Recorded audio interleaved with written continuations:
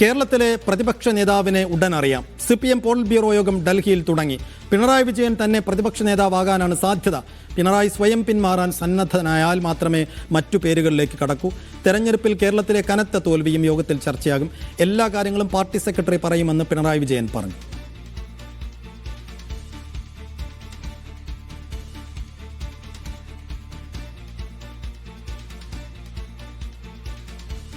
തൗഫീഖ് അസ്ലം വിശദാംശങ്ങളുമായി. തൗഫീഖ്, ഒരേ സമയം രണ്ട് ക്യാമ്പുകളും ഡൽഹിയിലേക്ക് ഉറ്റുനോക്കുന്ന സമയമാണ്.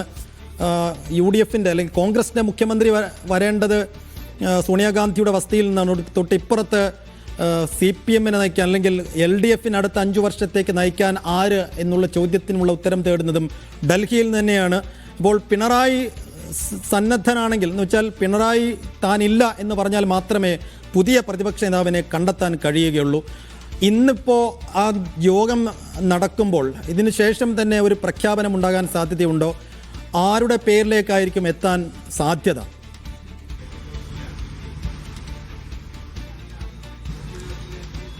സൈഫുദ്ദീൻ, കനത്ത പരാജയത്തിന് ശേഷം ചേരുന്ന ആദ്യ പോളിറ്റ് ബ്യൂറോ യോഗമാണ്. അതുകൊണ്ട് തെരഞ്ഞെടുപ്പ് അടക്കം വിലയിരുത്തിയതിനു ശേഷമായിരിക്കും കേരളത്തിലെ പ്രതിപക്ഷ നേതാവ് ആരായിരിക്കണം എന്ന കാര്യത്തിലേക്ക് ആ PB കടക്കുകയുള്ളൂ. ഈ തെരഞ്ഞെടുപ്പ് അവലോകത്തിന് ശേഷമായിരിക്കും പ്രതിപക്ഷ നേതാവ് എന്ന ചർച്ചയിലേക്ക് കടക്കുകയുള്ളൂ എന്നാണ് നിലവിൽ ലഭിക്കുന്ന വിവരം. ഒരു പ്രഖ്യാപനം ഇന്നോ നാളെയോ ഉണ്ടാകുമെന്ന് പ്രതീക്ഷിക്കുന്നില്ല. പക്ഷെ ഒരു തീരുമാനം PBയിൽ ഉണ്ടാകും. ആ തീരുമാനം പിന്നീട് അറിയിക്കുകയായിരിക്കും ഒരുപക്ഷെ ചെയ്യുകയെന്നാണ് മനസ്സിലാക്കുന്നത്. നിലവിൽ ആ പ്രതിപക്ഷത്തെ പിണറായി വിജയൻ തന്നെ നയിക്കട്ടെ എന്നുള്ളൊരു പൊതുവികാരം ഉയർന്നു വന്നിട്ടുണ്ട്. ആ വികാരത്തിനോടൊപ്പം ആ PB പോകാനുള്ള സാധ്യതയാണ് കൂടുതലായിട്ടുള്ളത്. ഒപ്പം മറ്റു സംസ്ഥാനങ്ങളിൽ നിന്നുള്ള അംഗങ്ങളുടെ അഭിപ്രായങ്ങൾ കൂടി തേടും. അതിനുശേഷമായിരിക്കും അതിലൊരു അന്തിമ തീരുമാനത്തിലേക്ക് എത്തുക. നിലവിൽ പ്രതിപക്ഷ സ്ഥാനം ഏറ്റെടുക്കാൻ താൻ തയ്യാറല്ല എന്നുള്ളൊരു പ്രതികരണങ്ങളൊന്നും പിണറായി വിജയന്റെ ഭാഗത്തുനിന്നുകൊണ്ട് ഉണ്ടായിട്ടില്ല. അതുകൊണ്ട് തന്നെ അദ്ദേഹം തന്നെ ആ ഒരു സ്ഥാനത്തേക്ക് വരും എന്നുള്ളൊരു പ്രതീക്ഷയാണ് എല്ലാവർക്കും ഉള്ളത്. അതിലൊരു അന്തിമ തീരുമാനമെടുക്കുക ആ പോളിറ്റ് ബ്യൂറോ ആയിരിക്കും. പോളിറ്റ് ബ്യൂറോ യോഗത്തിന് ശേഷം അടുത്ത ആഴ്ചയായിട്ട് ഈ ആഴ്ചയായിട്ട് തന്നെ കേന്ദ്ര കമ്മിറ്റി യോഗം ചേരുന്നുണ്ട്. അതിൽ കൂടി ഒരു ചർച്ച ഉണ്ടാകുമെന്നാണ് നമ്മൾ പ്രതീക്ഷിക്കുന്നത്. ഒരുപക്ഷെ അത് കഴിഞ്ഞതിന് ശേഷമായിരിക്കും ഒരു അന്തിമ തീരുമാനത്തിൽ അല്ലെങ്കിൽ ഒരു പ്രഖ്യാപനത്തിലേക്ക് കടക്കുക എന്നുള്ള വിവരങ്ങൾ കൂടി ലഭിക്കുന്നുണ്ട്. നിലവിൽ ഇപ്പോൾ തെരഞ്ഞെടുപ്പ് അവലോകനം ഉൾപ്പെടെയുള്ള കാര്യങ്ങൾ പാർട്ടി ചർച്ച ചെയ്യും. കേരളത്തിലെ മാത്രമല്ല ബംഗാളിൽ ഉൾപ്പെടെ പരാജയങ്ങൾ ചർച്ച ചെയ്യും. ബംഗാളിൽ വലിയ നേട്ടമുണ്ടാക്കാൻ ഇത്തവണ സാധിക്കുമെന്ന് പാർട്ടി പ്രതീക്ഷിച്ചിരുന്നു. എന്നാൽ പാർട്ടി പ്രതീക്ഷിച്ചത്ര ഒരു നേട്ടമുണ്ടാക്കാൻ പോലും ബംഗാളിലും സാധിച്ചില്ല. അതുകൊണ്ട് വലിയ തിരിച്ചടി ഈ തെരഞ്ഞെടുപ്പിന് CPMന് നേരിട്ടിട്ടുണ്ട്. അതിൽ വിശദമായിട്ട് തന്നെയുള്ള ഒരു ചർച്ചകൾ ഉണ്ടാകും. പിണറായി വിജയൻ സ്ഥാനം ഏറ്റെടുക്കാൻ തയ്യാറല്ല എന്ന നേതൃത്വത്തെ അറിയിക്കുകയാണെങ്കിൽ മറ്റു പേരുകളിലേക്ക് കടക്കും. അങ്ങനെയുള്ള പേരുകളിൽ വിശദമായിട്ടുള്ള ചർച്ചകൾ ഉണ്ടാകും. അങ്ങനെയാണെങ്കിൽ അത് വീണ്ടും ഒരു പ്രഖ്യാപനം നീളാനുള്ള സാധ്യതയുണ്ട്. പിണറായി വിജയൻ തന്നെ ആ സ്ഥാനത്തേക്ക് വരട്ടെ, അല്ലെങ്കിൽ ഇടതുപക്ഷത്തെ പിണറായി വിജയൻ തന്നെ നയിക്കട്ടെ.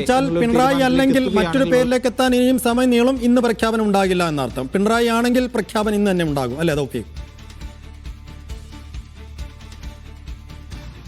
ഇന്ന് തന്നെ പ്രഖ്യാപനം ഉണ്ടാകുമെന്ന് പ്രതീക്ഷിക്കുന്നില്ല. കാരണം 2 ദിവസമാണ് പോളിറ്റ് ബ്യൂറോ യോഗം ചേരുക. ഇന്നും നാളെയുമായിട്ടാണ് ആ യോഗം നിശ്ചയിച്ചിരിക്കുന്നത്.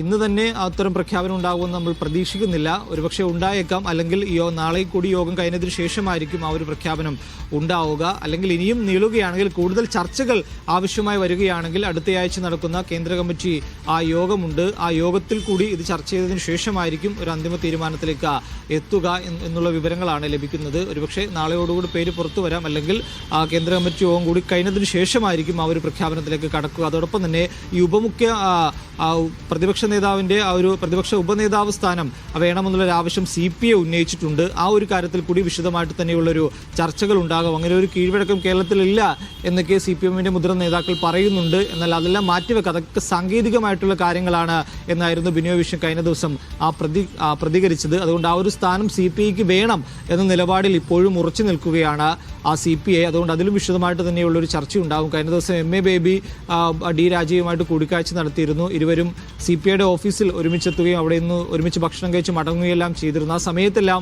ഈ കാര്യം D രാജയും MA ബേബിയോട് സൂചിപ്പിച്ചു എന്നുള്ള വിവരങ്ങളുണ്ട്. അതുകൊണ്ട് തന്നെ ആ വിഷയത്തിലും ഒരു ഗൗരവമായിട്ടുള്ള ചർച്ച CCയിലുള്ള PBയിൽ ഉണ്ടാകും. അതിനുശേഷം CCയിൽ ഉൾപ്പെടെ അക്കാര്യം ചർച്ച ചെയ്യുമെന്നുള്ള വിശദാംശങ്ങൾ ലഭിക്കുന്നുണ്ട്. എന്തായാലും ഉടൻ തന്നെ പ്രതിപക്ഷ നേതാവ് ആരാണെന്ന് അറിയാൻ സാധിക്കും. കൂടുതൽ പേരുകൾ പ്രത്യേകിച്ച് പിണറായി വിജയൻ ആ സ്ഥാനത്തേക്ക് ഇല്ല എന്ന് അറിയിക്കുകയാണെങ്കിൽ വിശദമായ ചർച്ചകൾ അതിനകത്ത് വേണ്ടിവരും. പിണറായി സന്നദ്ധനാകുമോ ഇല്ലയോ എന്നതാണ് ഏറ്റവും പ്രധാനപ്പെട്ട ചോദ്യം. അദ്ദേഹം സന്നദ്ധനായാൽ തന്നെ ഇന്ന് നാളെയും ആണ് പോളിറ്റ് ബ്യൂറോ നടക്കുന്നത്. യോഗം പൂർണ്ണമായും കഴിഞ്ഞതിന് ശേഷം മാത്രമായിരിക്കും അക്കാര്യത്തിൽ ചർച്ച ഉണ്ടാവുക.